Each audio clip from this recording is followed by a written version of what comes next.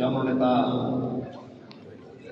শামসুজ্জামান দুদু ভাই, এখানে প্রধান বক্তা হিসাবে উপস্থিত আছেন রংপুর বিভাগীয় সাংগঠনিক সম্পাদক সাবেক মন্ত্রী জনাব আসাদুল হাবিব দুদু ভাই, আরো উপস্থিত আছেন রংপুর বিভাগীয় সাংগঠনিক সম্পাদক জনাব আব্দুল খালেক ভাই, রংপুর বিভাগীয় সাংগঠনিক সম্পাদক জনাব অধ্যাপক আমিনুল ইসলাম ভাই ও বিএনপি জাতীয় নির্বাহী কমিটির অন্যতম সদস্য,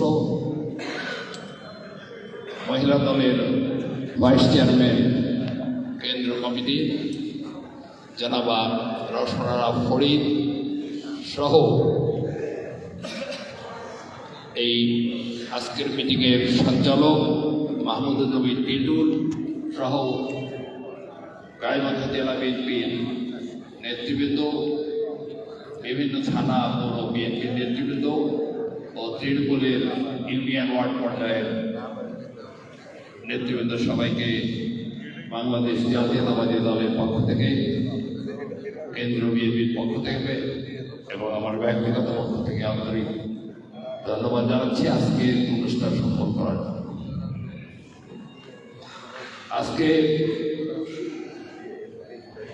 কথা তো সবারই বলার ইচ্ছা হয়, যারা এখানে উপস্থিত রয়েছেন, মূল যারা এই দল চালায় তাদের পক্ষ থেকে খুব একটা বেশি কথা আমরা শুনতে পারি না। এটাই এই সংক্ষিপ্ত সময়, আজকে একই দিনে দুটো মিটিং, আমার মনে হয় এটা একদিনই গায়ে মাথার প্রতিটা দৃষ্টি একদিনই করা ভালো ছিল। কারণ আমাদের অনেক নেতা কিছু বলতে পারে, শুধু গলায় স্টিকার দিয়েই আমরা এখানে বসে আছি।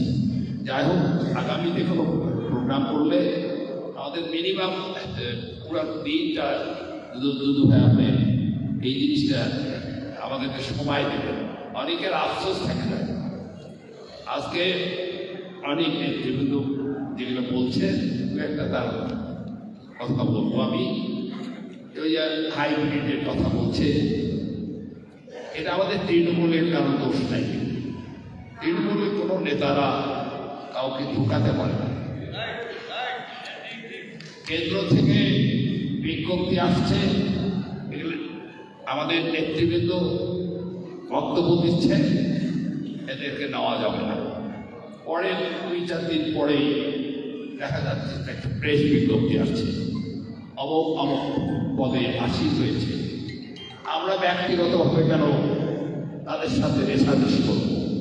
অলরেডি তো তারা প্রতিষ্ঠা লাভ করেছে।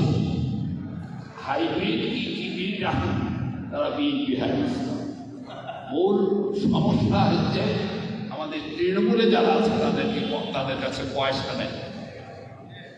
এই পয়সা নেই কেন? পয়সা থাকতে হবে। আমরা এই দলের জন্য জীবন বাজি দিয়েছি। এই দল জীবনের জন্য পয়সার দাম বেশি না। আমরা এত কিছু করলাম, এখন কেন পয়সার কথা আসবে? এখন কেন হাইব্রিড আসবে?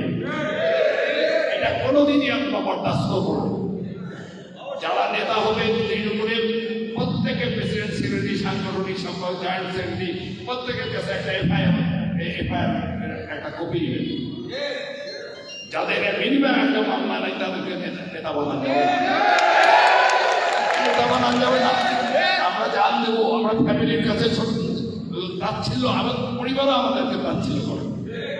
এই বিএনপি করলাম, 45 বছর হল বিএনপি করি। কি বিএনপি করলাম? ছাত্র দল করছি, যুব দল করছি, জাসাদ করছি, বিএনপি করছি। বিএনপি করে পরিবার নষ্ট করছি, সবাই নষ্ট করছে। যারা এখানে উপস্থিত আছেন সবাই অনেক ক্ষতি হয়েছে। আমি ডাক্তার সাহেবকেও কালকে বলছি ডাক্তার সাহেব, আপনারও তো অনেক ক্ষতি হয়েছে। আপনার বিশেষ করে আপনার চেহারাটা অনেক বেশি ক্ষতি হয়েছে। এত পরিশ্রম করে বেড়াচ্ছেন, এই কথাটা গতকালই যাও। আমরা যারা ত্যাগ স্বীকার করতেছি তাদের যদি মূল্যায়ন না হয় আর সেখানে জিতবে না। জামাত ইসলাম অলরেডি ঘোষণা 5টাই আমরা পাবো, দিনাজপুরের 6টাই আমরা পাবো, এর ঘোষণা দেয়। এই কোথার থেকে সাহস পায়? গাইবান্ধা সদরে 20,000 ভোট নাই, তারা এখানে মিটিং করে 7 ডিস্ট্রিক্ট থেকে লোক নিয়ে এসে মিটিং করে 50,000 লোক দেখায়। পলাশবাড়িতে নিয়ে যাবে, সারা জেলার লোক নিয়ে দেখাবে, আই ওয়াচ করবে। আমাদের দল খুবই সুসংগঠিত আছে এবং একে ধরে রাখতে হবে। আর আমি গোবিন্দগঞ্জের আহ্বায়কের উদ্দেশ্যে বলবো, গোবিন্দগঞ্জ সব চাইতে দুর্বল বিএনপির জন্য। প্রথমেই যদি এমপি হয় গোবিন্দগঞ্জ এমপি হবে, এবং এরা খুব সাহসী, এরা খুব ত্যাগী, ক্লিনার। আপনার আওয়ামী লীগের সময় একটা লিস্ট হয়েছিল 11 জনের টপ 10 লিস্ট, তার মধ্যে গোবিন্দগঞ্জ থেকে 6 জন সাহসী নেতা, গাইবান্ধা থেকে 1 জন, সেটা আমার নাম দিছিল। আমি তার জন্য অনেক পাতি নেতাদের মাস্তানদের বলতাম, কাগজে কলমে তো তোমরা মাস্তান না, সাগাটাতে 4 জন দিয়েছিল। এইভাবে আমাদের নির্যাতন করছে। আজকে বাংলাদেশের সবচেয়ে বড় মামলার আসামি এখানে অনেকে আছে, 77 জনের মধ্যে আমরা 30 জন এখানে আছি। এই নুরুল আজাদ এখানে আসলো, বক্তব্য দিতে পারবো না। নুরুল আজাদ 8 কোয়ার্টারের আসামি। আমরা নির্যাতন ভোগ করি নাই, ফাঁসি হতো,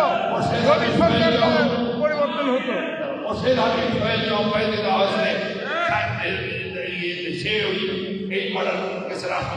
আমি এই কেসের আসামি এবং আমি হুকুমের আসামি। এই সরকারের পতন না হলে, আমি তারেক সাহেবকে বলছি, পতন না হলে আমাদের সাক্ষী হয়ে গেছিল, আমাদের তো ফাঁসি হবে। আমরা তো ওটা ভয় করি না। আমাকে তারেক সাহেব, আপনার সাদিক সাহেব উপস্থিত ছিল, খালেদ ভাই উপস্থিত ছিল, আমির ভাই উপস্থিত ছিল। তারেক সাহেব আমাদেরকে একটা প্রশ্ন করছিল, বিএনপি কিভাবে গতিশীল হবে? বিএনপিকে গতিশীল করতে হলে ত্যাগী নেতাদের মূল্যায়ন করতে হবে।